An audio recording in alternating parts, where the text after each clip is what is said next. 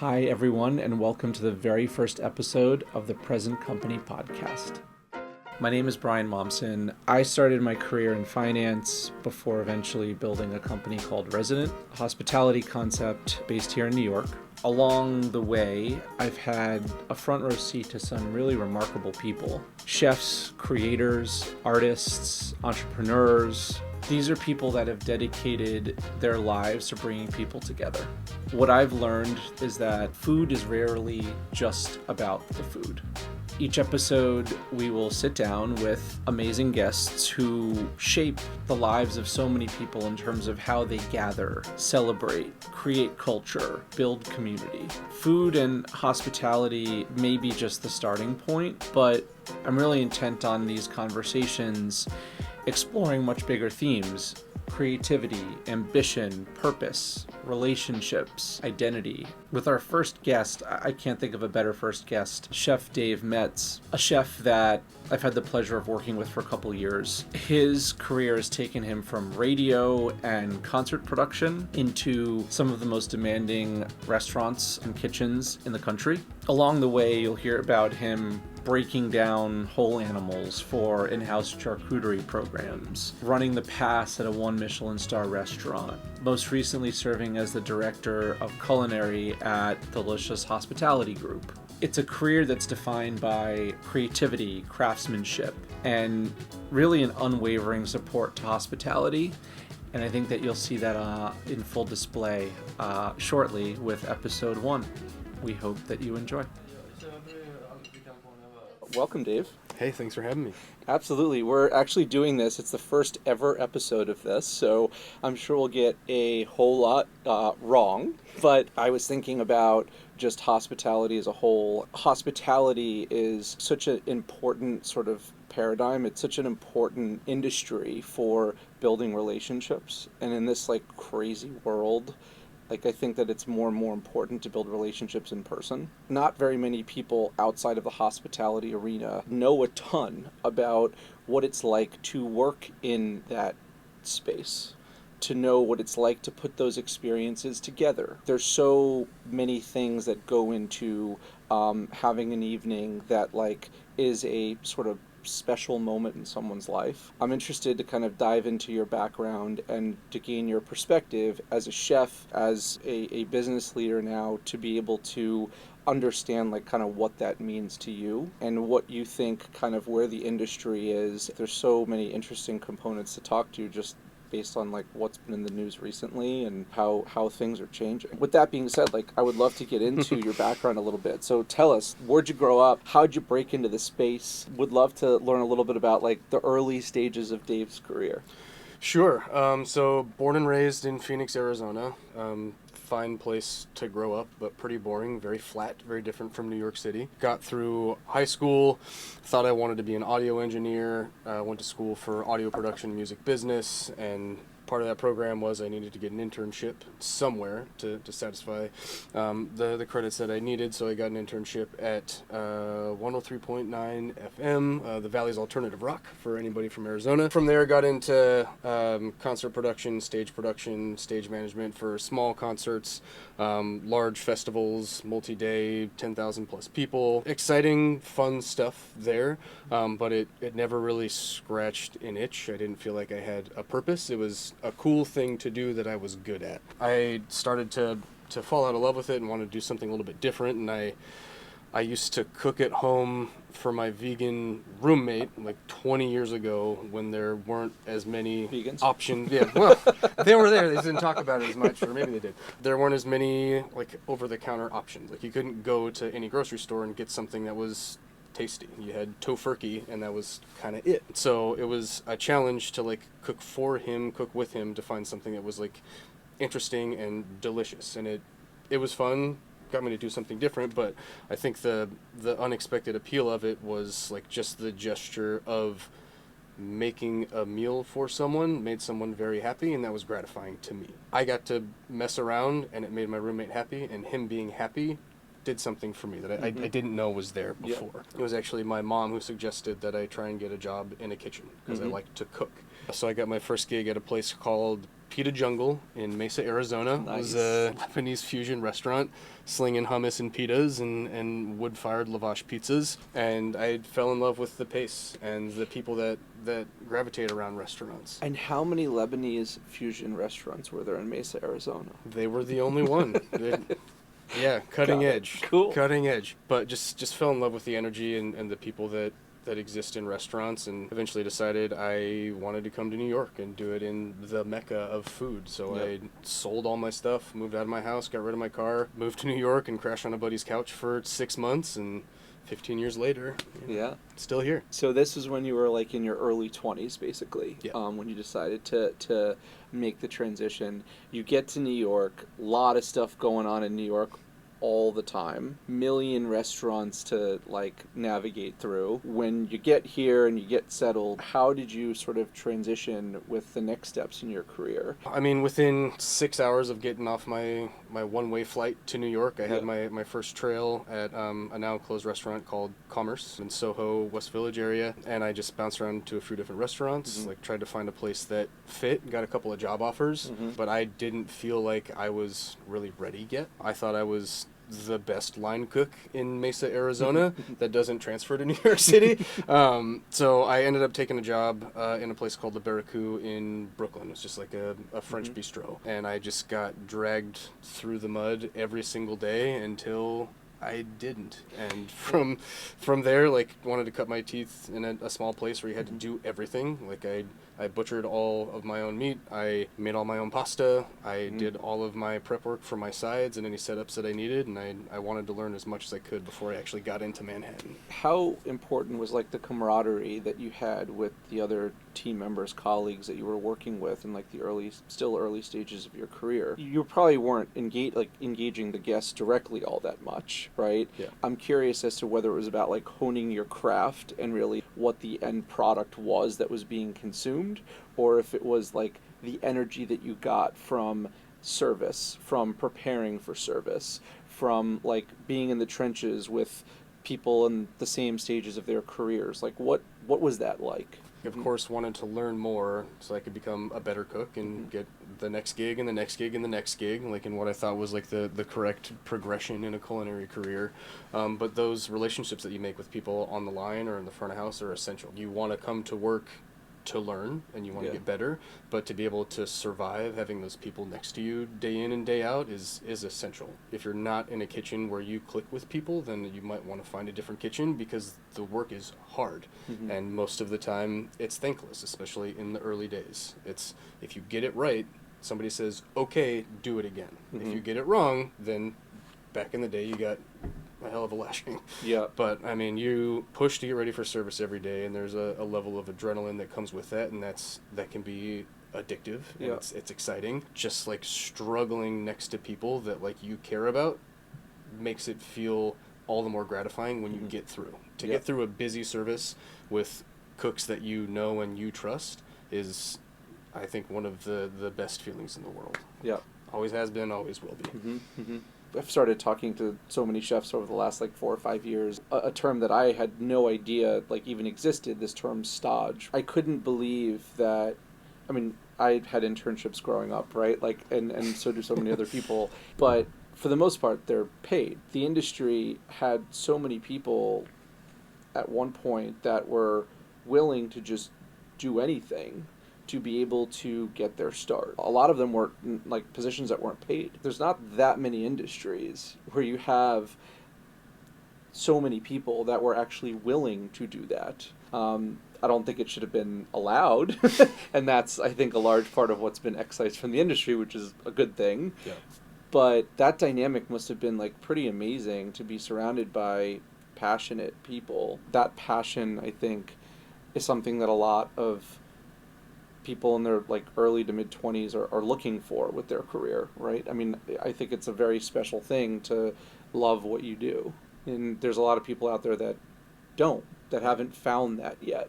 You know, the hospitality industry has many of those people as well, right? But there's something about the ability to just commit and want to just learn and absorb and willing to run through walls to make it happen Yeah. that I think the industry really has in spades. And that's something that's, in my opinion, unique. The idea of working for free is always unpleasant, but if you can get a stage at the right restaurant, you can learn a ton. And for some restaurants, it could be what gets you your next best gig. Yep. If you spent 6 months at X restaurant as a stage, that makes you stand out from the rest of the pack. And I think there's something great about it that people really want to learn, and they're willing to invest their time for 30 days, 6 months at a time just to learn from a specific chef. I think there are cases that we're seeing somewhere that it gets taken to the extreme, where someone who wants to be a part of your restaurant just to learn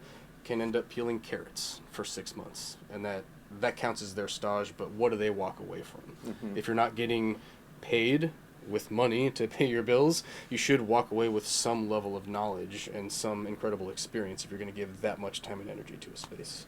If you look at all the restaurants that have been around for a while in the New York hospitality scene, until I really studied the industry a little bit, I didn't realize those restaurants, it's really hard to get a job, and also really hard to be able to put on that product, right, so consistently. Those restaurants are run militaristically. That dedication, that specialization often has a lot of these young chefs chopping carrots for 6-7 hours. Yeah.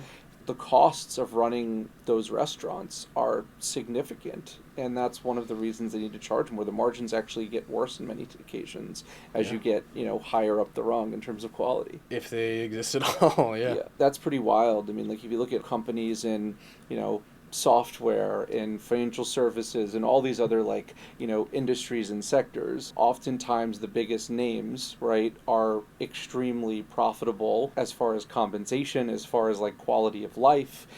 It's just polar opposite, and it's not a function of restaurateurs or these owners of these businesses wanting to turn the screws on their employees and really negatively impacting them. It's a numbers game. They want to keep the lights on, and there's a certain number of people you need to put on that quality of service. There's a certain rent you need to pay to be able to get a premium location. There's a certain build out cost that you need that is also exorbitant in today's world. Yep. And so when you mash them all together, it's a tough cocktail to kind of swallow. What I would love to understand from you, just given kind of what you've done in the industry, is what are the green shoots? What is the positivity? What should give us hope for, these experiences that are so special to so many people? The past few years have been pretty bleak, and it's tough to stay positive. I mean, having run several restaurants, some at the same time, it's hard in the perfect conditions to have a great product with a happy team and make a little bit of money,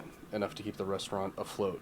And I think the list of restaurants that we know and love that close every month, every quarter, every year gets a little bit longer as time goes on. But I think the glimmer of hope out there is that there's young chefs, young hospitality people that keep trying. There's a list of restaurants that close every 90 days, but there's also a new list of restaurants that open.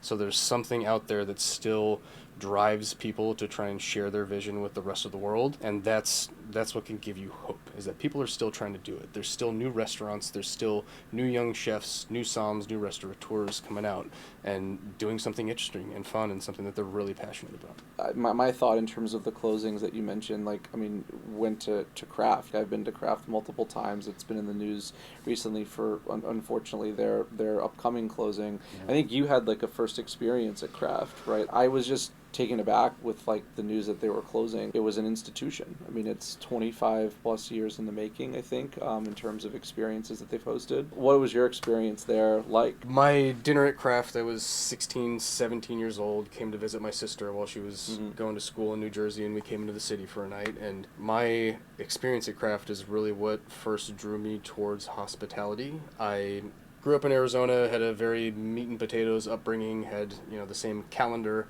of food every single day of the week.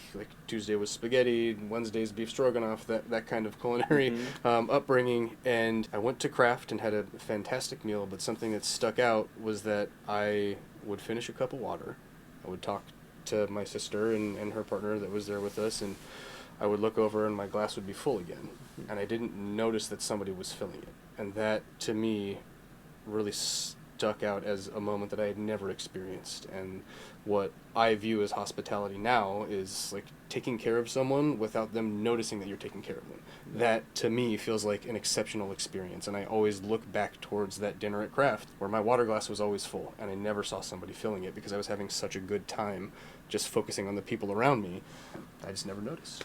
And the world needs that so badly in terms of knowing that, like, there's people around you that are, you know, doing their very best to take care of you, to allow you to realize that experience, right? Yeah. There's not that many situations on a day-to-day basis that give you that. I think that's one of the reasons why we need to try to figure out collectively, like as a society, how to make sure that building a restaurant, opening a restaurant still has a secure future in terms of encouraging people to continue to do it and figure out how to do it in ways that are more sustainable. I think there is like a limit to like what people can afford to pay to enjoy these types of experiences. Yeah. I don't know where that line is. I don't know if anybody does, but it feels like we're not that far away from it. It's of course gotten more expensive to dine out. I mean, like there was an article a couple of months ago about a $38 half chicken and how outrageous that was, but something I've always tried to reflect to cooks when they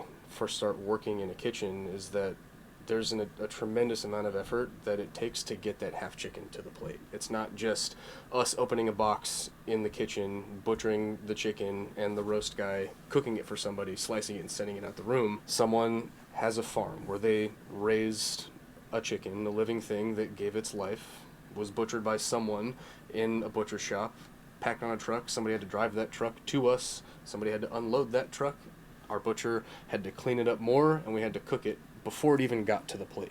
So I think having a respect and putting a value on the amount of effort that it really takes to create these experiences, even though what we want is for people to sit down, have a glass of wine, and really enjoy their chicken and not have to think about that, but just having an inherent understanding of the value of so many people working so hard to just try and give everybody like a little bit of peace and a little bit of relaxation. There's a huge value to that. So we covered a little bit about your early career in New York and what got you to New York. As you progressed through spending a couple years here, getting a feel for the city, getting a feel for the early restaurants that you worked with, where did you go? What roles did you serve? Yeah, so after getting beat up for a while in a Brooklyn bistro, decided I was ready to get into Manhattan. Got a job at Tom Colicchio's craft bar, so it was part of Crafted Hospitality for a number of years. The restaurant was one of the first casual fine dining spaces, but it had an in-house charcuterie program where we got 2 whole pigs every single week. We would break it down to about 5 pounds of scrap. That's all that would go into the trash. We used every cut of meat, used all of the bones, we made our own sausage, did our own charcuterie, and I really wanted to be there so that I could learn as much as I possibly could about how many things you can do with the beautiful pig. So spent a few years with the Crafted Hospitality group, joined a now closed restaurant called Rebelle that was, I think, ahead of its time. I don't know if the Bowery was really ready for Michelin French food back when I was part of the team there, but it was in the early days when it just got its star, and I felt that that restaurant at its peak was exactly what I needed at that point in my life. It was just 4 of us doing 60 covers a night, and everything was perfect. The pacing, the food, the wine, everything was perfect. From there, I had fallen in love with a fantastic dish that's now not on the menu anymore, unfortunately, at a restaurant called Charlie Bird. It was tripe toast. It was tripe braised in tomato, and I had never thought something like that could be as delicious as it was, but fell in love and decided to get a job at Charlie Bird, which started my career with Delicious Hospitality Group, going from a sous chef at Charlie Bird into R&D chef, culinary director, and then overseeing all culinary, financial aspects of a restaurant and events for 4 different restaurants in New York City, and then a hotel on the North Fork of Long Island, and then I found a place called Resident. In your various stages of your career, was there any crisis of confidence, any crossroads that you faced where you said, okay, maybe hospitality, maybe kitchens aren't where I should be? Was there thoughts that you should leave the industry and pursue something else? Yeah, I mean, I absolutely did. I feel like a lot of cooks have at some point, and it was in my late 20s when I kind of started to feel some level of imposter syndrome, that I had gotten promoted at different restaurants, gotten moved up to different stations, been given more responsibility for some reason that had nothing to do with my level of skill. I was still convinced that I was that kid 5, 10 years ago, like 15 years ago at this point, that just kept overcooking the steaks on the grill. And I thought that I had failed upwards somehow. So I didn't really feel like I was as good as other people were, as other people believed me to be. At that time, it was really when celebrity chefs had become a thing, and then those celebrity chefs were cemented, and there was not a lot of room for new big names. So I was having somewhat of an existential crisis of, how am I going to break through this? What can I possibly do in a city like New York that's going to make me stand out when I'm a white guy with a beard that lives in Brooklyn from Arizona? What stories do I have to tell that are so much different from any other stories in the world? And I thought about leaving hospitality, and then that sent me into my second crisis of, well, I've been doing this for so long, what else am I going to do? What could I possibly be good at? And I made the decision to stick with it and just put my face back down into the cutting board and push through. But I think every cook at one time or another has wondered, is this the right thing that I need to be doing for the rest of my life? Because it's so hard and because it's so thankless. Hey, I mean, I think life's all about decisions and sometimes about perseverance too. What does service actually feel like in a Michelin star restaurant? Most people don't really know, that aren't obviously working in the industry. Is it markedly different in terms of the vibe relative to, other types of restaurants in the industry? Before shows like The Bear or Chef's Table, I feel like kitchens were pretty clearly represented as just complete and total chaos, which sometimes they can be, for sure. I think if you get into a good kitchen, it feels like controlled chaos.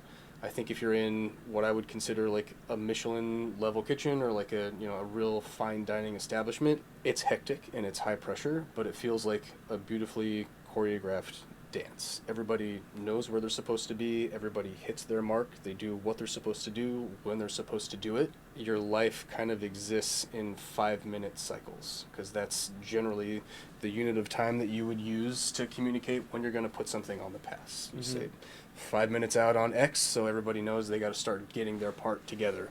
3 minutes out, that means we're very close. You got to start working on your finishing touches, and plating means we're going, whether you're ready or not. And you better be ready. We're going to do this now. Being in a true Michelin kitchen is the choreographed dance, and it's not all about the food. It's about the standards and the way that you present yourself and the way that you approach every single task instead of just the food that makes it a high caliber kitchen. I'm really curious, with how much you've learned running restaurants, multiple restaurants, big teams. If you were to open a restaurant, what is the quality that you would want to find in a chef? A chef that hasn't made it yet. A chef that is just coming onto the scene. If I wasn't going to cook myself. Yes. I think the most compelling restaurants are built by people that have a story to tell. And if you can make delicious food and you can speak about it in a way that gets people to pay attention, I think that would be the first quality that I would want to find in an outside chef. There are thousands of incredible cooks in New York City, even more all over the world, but a chef that can really articulate their experiences and make people understand what brought them to put this potato here and this piece of protein here, what it means to me, and how much it means to me for you to experience that. That's the person that I would want at the head of my restaurant.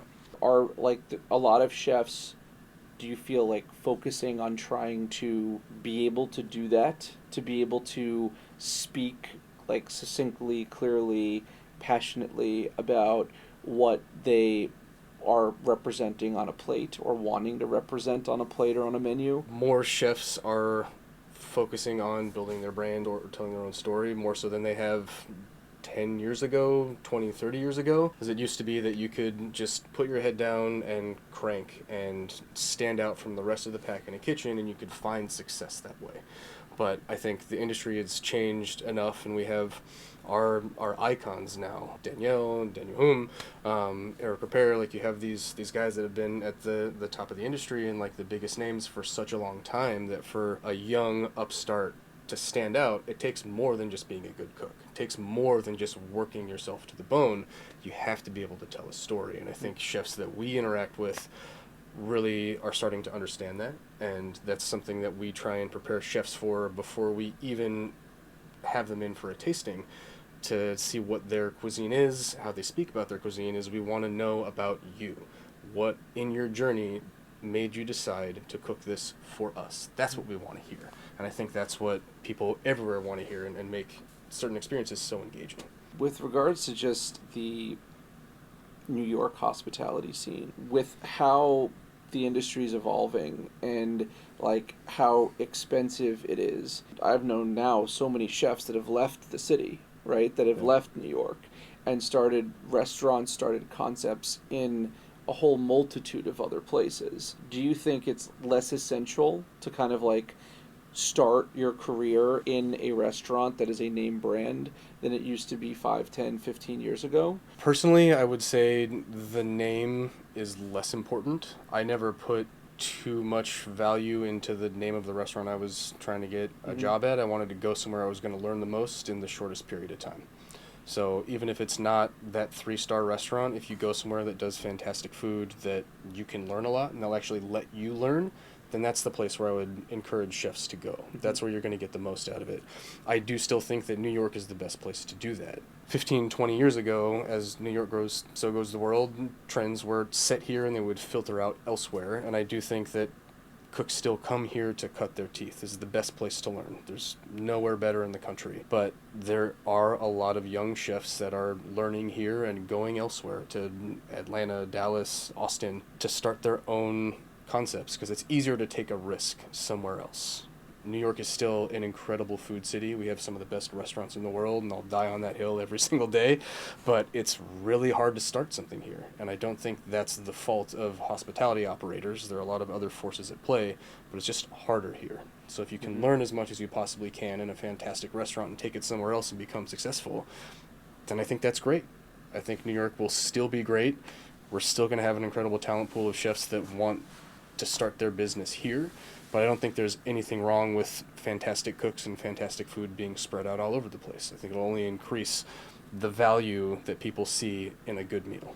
What happens, if you are going to a restaurant, right, that is owned, operated by a celebrity chef, as they make it big, right, the whole celebrity chef movement has really been only a thing for like the last 25 years, 20 years. Like, it hasn't been around for 50 or 60 years. I would imagine, and this is just my speculation, you would know way better than me, but if you're a chef that is becoming a celebrity chef, all of a sudden you have like so many different levers to pull in terms of your own time and ability to monetize. There's cookbooks, there's TV shows, there's consulting gigs, there's other restaurants you could open. Working at a place where there's that chef that has created that momentum for themselves. Does that benefit the staff? Does it detrimentally impact the staff? Does it not matter at all? Like, I mean, who's running the restaurant? Is it them that's still showing up every day? Do they appoint someone else that runs it? Or is it fall more on the team as a whole? Curious as to like how that evolves and how that works at a restaurant that is like a name brand, right? That has that sort of celebrity talent versus a really great restaurant in Brooklyn that nobody knows who owns it, nobody knows who the chef is, but it's an institution that is like a 30, 40 seat restaurant that's been around for 30 years, and you just go for an amazing experience and great food. There's the same risk as having any single talent business, because the minute that person walks out of the room, it's a different space. And if someone's time is monopolized by other things, if they're traveling, if they're doing appearances, special events, whatever, the less time that person spends in the kitchen, if you're not careful about the people that you bring in to help support, if you're not very clear about what your vision is and what the standards are, then standards can start to slip. And I think it is beneficial for cooks to work under some big names when those chefs maintain some kind of a presence in the kitchen, and consistency is there, that the experience is generally the same and still of the same quality. If chefs leave, do other things, open a million restaurants, there's sometimes just a dip in quality, because the less time that founding talent spends in the room, the further away you get from what made that property that special. If you were to open up a restaurant today, what would be like the most like sustainable approach, just like from an economic standpoint? And you're rightly saying that like there's so many new concepts that are still like up and coming, that are like opening, that are exciting. Is there a sweet spot to focus on that like would be a safer bet from the standpoint of starting a business? So without giving away all the secrets from my future consulting business here, I mean, every operator will tell you that the margins exist in beverage. So, of course, you want to make sure that you have a strong beverage program and something that is interesting but still approachable. You don't want to have anything that's too expensive. I think a great goal is to try and become a neighborhood restaurant where you know that you can build a clientele. If you exist as a destination, you're going to get a bunch of one-hitters. People will come in, have dinner once, and that's probably enough for them.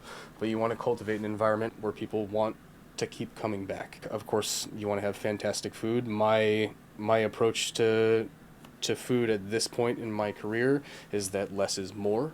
I think trying to be overly fussy is not going to win you any big fans these days. I think just getting quality things and putting them together in a responsible way is what's going to do great on the menu. But what I've learned throughout my career and being in a lot of different spaces is that you should not lose sight on service, because that is the most guest-facing element of a restaurant, is the level of service that you get once you sit down.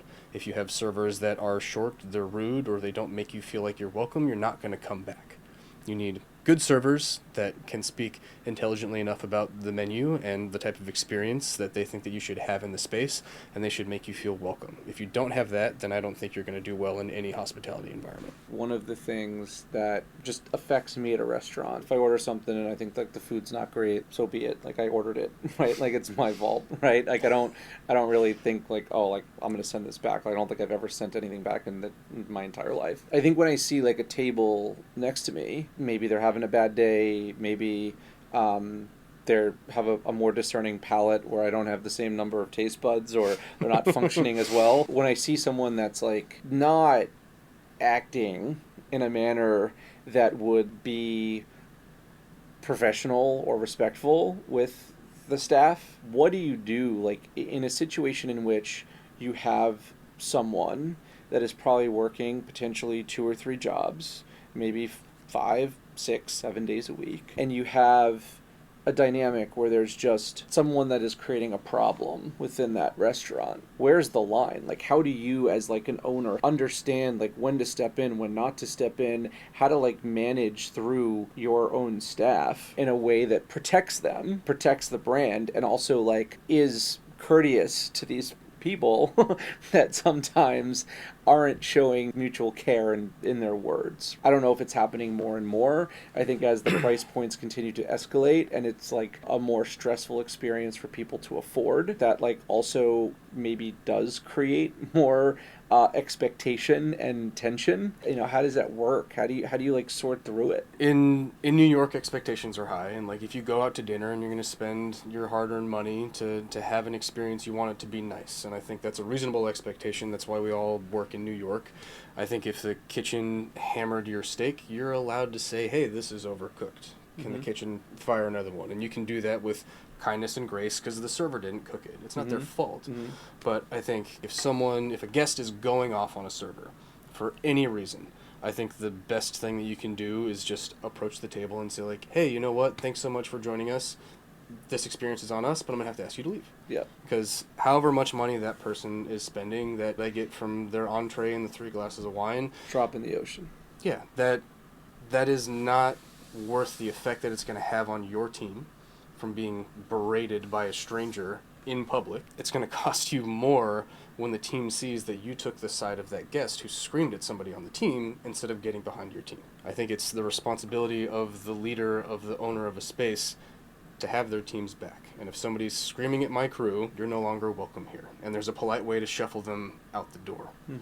Now that I know a little bit more about how restaurants work. I think that many people just don't really think through ultimately the fact that they're talking to someone that isn't necessarily responsible for a lot of the things that they're upset about. I think everybody would be a much more empathetic human being if they had a job in retail or hospitality. Yeah.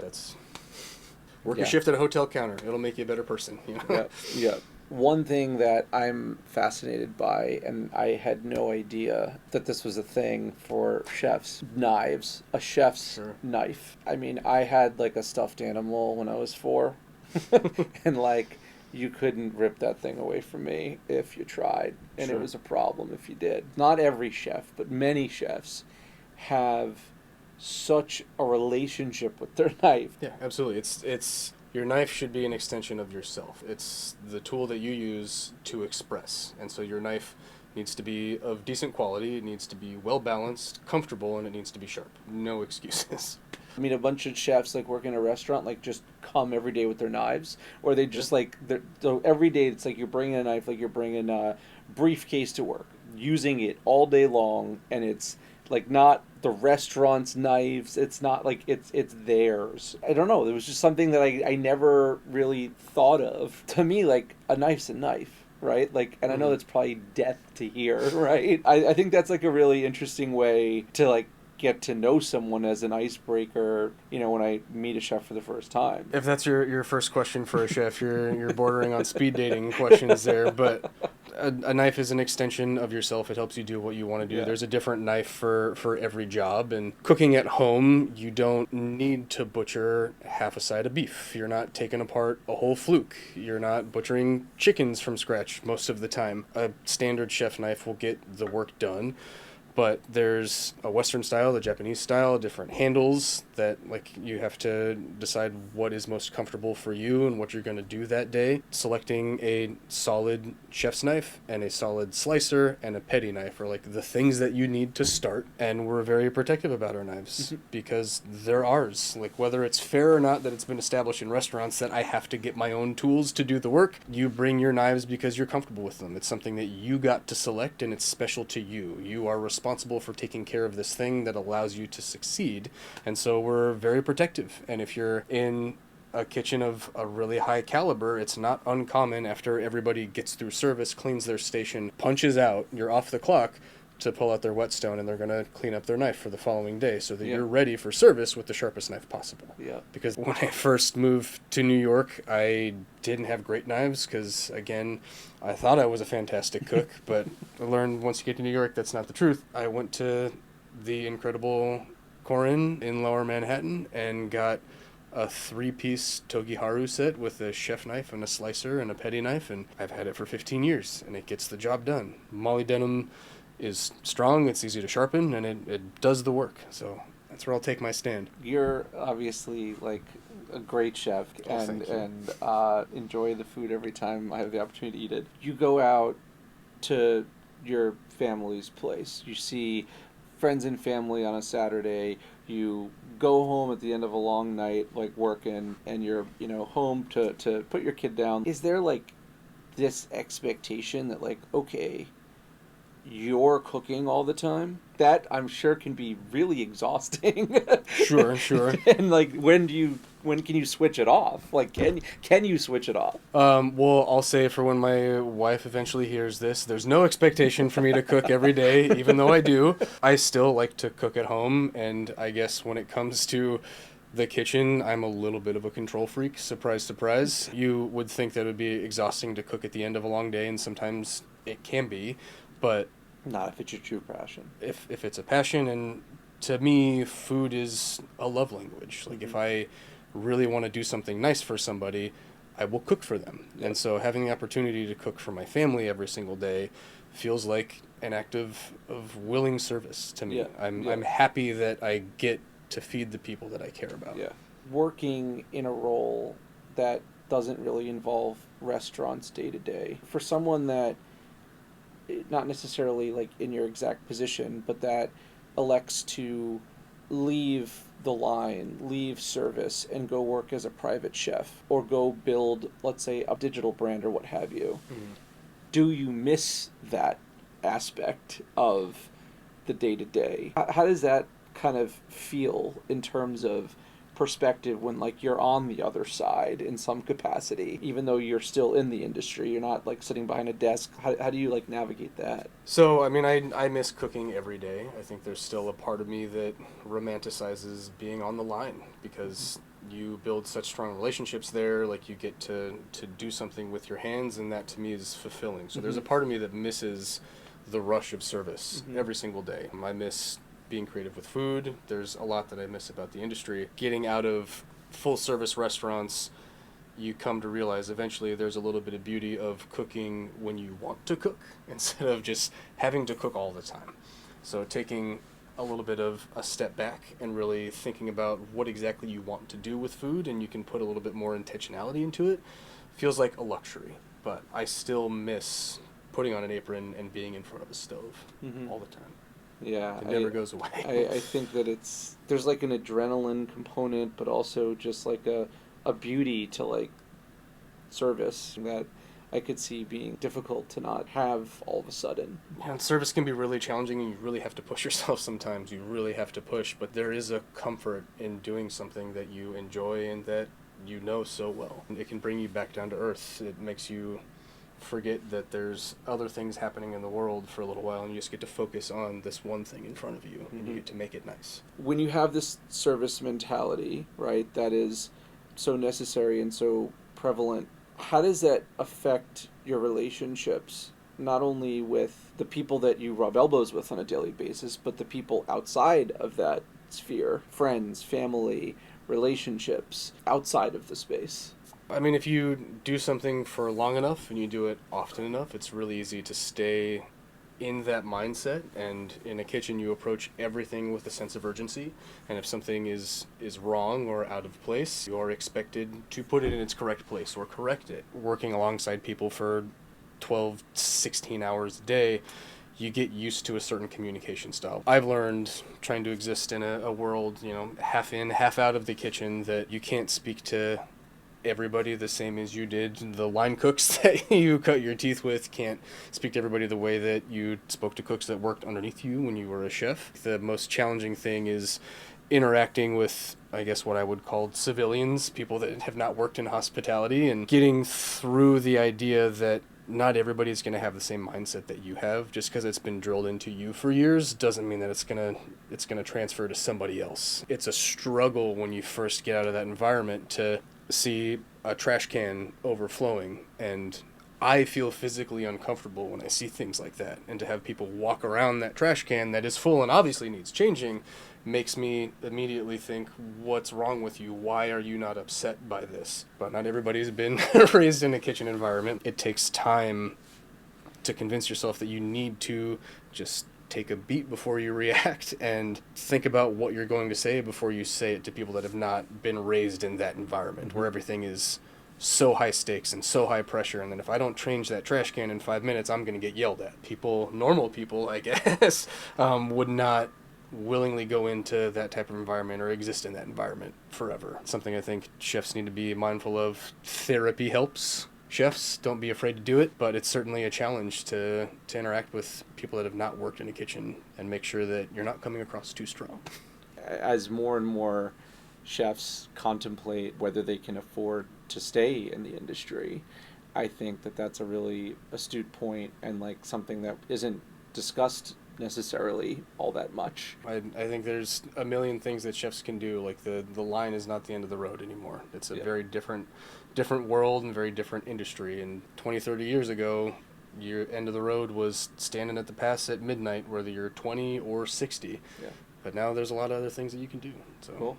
Big world for chefs. Awesome. Well, I've learned like a lot just in this conversation about your perspective. In wrapping it, like I would just like to thank you for obviously coming aboard and opening up over the course of other episodes, like we hope to kind of understand people coming from different industries and what like hospitality really means to them. Guests that dine in these restaurants and less that know the back of house, maybe more from a beverage standpoint, conversations in real estate and understanding like their perspectives of special experiences, what they're looking for with regards to partners that could maybe occupy their spaces. Like there's so many different people that I think have different perspectives and different sides of the coin as far as like contributing to what the hospitality industry is made up of. Looking forward to unpacking all of that in the episodes to come. But thank you for coming. Thank you for chatting through all of this. Thanks for having me. Yeah. It's been a pleasure. I'm sure we'll do it again at some point.